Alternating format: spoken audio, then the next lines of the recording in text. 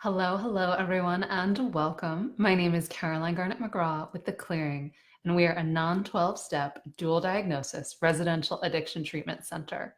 And what that means in plain English is that we help people to heal the underlying core issues that really cause and precipitate addiction.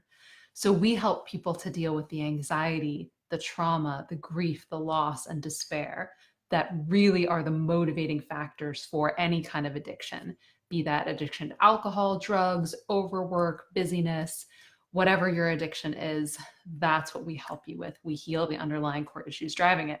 So today I want to talk with you about a topic that I know we've got some eyes on already is my family drives me crazy. What do I do?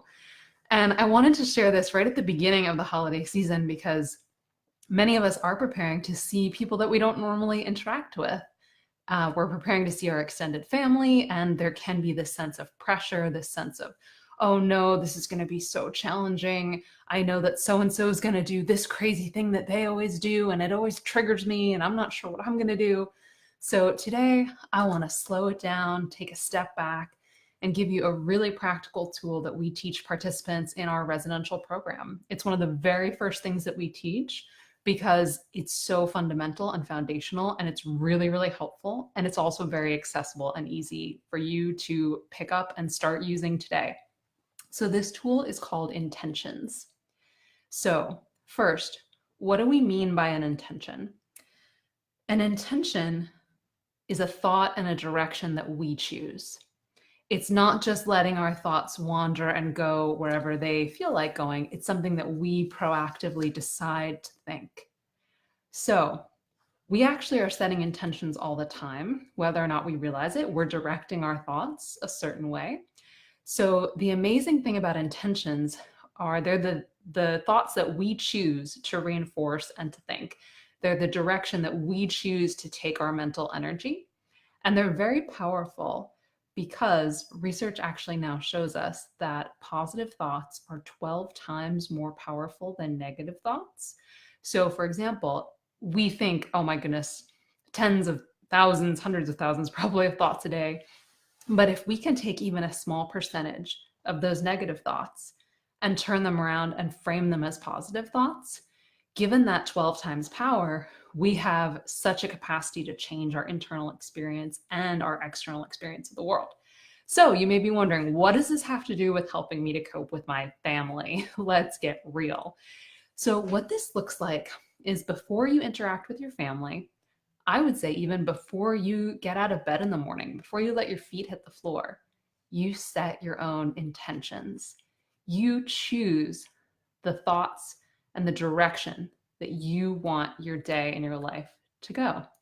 The reason this is so important is because it puts you at cause. It means that you're not a victim anymore to what someone else is going to do or say. Yes, it may affect you, but you get to choose what you want to embody and how you want to walk through the world that day. So instead of just being reactive, you're being proactive. You're saying something like, my intention is to be a person of peace. My intention is to be loving. My intention is to be kind. And when, for example, when something happens, when someone else is aggressive or they're impatient or they're unkind, you remember your own intention. My intention is to be kind. They can do whatever they want. They have that freedom, they have that choice.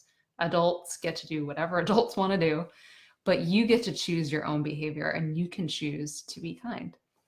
So, I want to clarify something that intentions are different from wants. So, an intention is different from saying, I want to be kind. That's more of a wish. That's a desire. I want this. I want that. I wish this were different. I wish I could be kind, for example. When you say, my intention is to be kind, you're moving it a step forward. You're making it a plan, for lack of a better word. You're saying, this is how I'm going to be in this situation. This is my plan. This is what I choose. It's my choice. So I want to clarify, this isn't just saying I want this, because that implies a gap, right? A lack. An intention is saying, I pick this, I choose this, I embody this. And I also want to emphasize it's very easy for us to get in this cycle of, well, here's what I don't want. We fixate on the behavior that we don't want. So, for example, I don't want Uncle Rudy to yell at me again. I don't want that. I don't want that at all. I hate it when he yells, blah, blah, blah. And that's perfectly valid. But the more powerful question is, well, how do you want to show up? What do you choose? Regardless of whether he chooses, what do you choose? So, for example, my intention is to speak calmly. My intention is to be diplomatic, to be honest, to be straightforward. You can pick the word that feels right for you. So, again, we don't frame intentions in the negative because that takes a lot of the power away.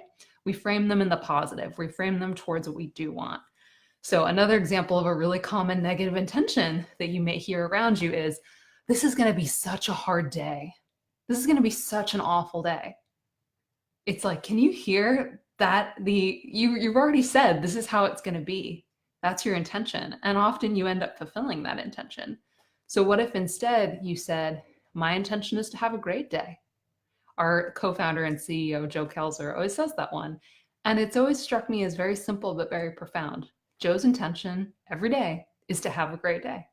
And I would bet more often than not, Joe actually has great days, partly because he's setting that intention. He's making that choice. Also because he's doing really amazing work. But I say that to you to empower you, to know that you get to choose how you're going to show up. So take this on the road. The framework is very simple. My intention is fill in the blank. And again, framing it in the positive. So some examples that I use during my day and my centering practice. I say, my intention is to be in my loving heart. My intention is to be patient. My intention is to listen. My intention is to learn. My intention is to heal at the deepest level possible. My intention is to be healthy. My intention is to be grateful.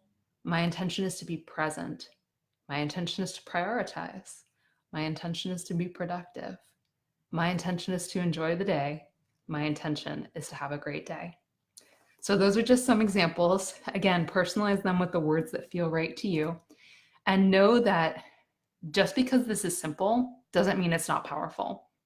Try it. Try it the next time you are going into a day or a situation that you're feeling apprehensive about. Take a deep breath, quiet your mind, calm your heart, and set your intentions and see what comes of it. So I'm just going to glance at our comments. I know we've got some people watching live. Barbara sends some love. Thank you, Barbara. Jennifer sends a heart. Thank you, guys. Always appreciate getting to speak with you and connect with you live.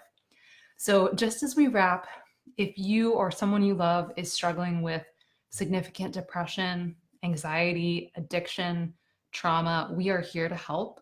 You can always give us a free confidential call at 425-275-8600. We're here to help. We're here to support. All right. Thank you so much. Have a great day. Talk to you soon.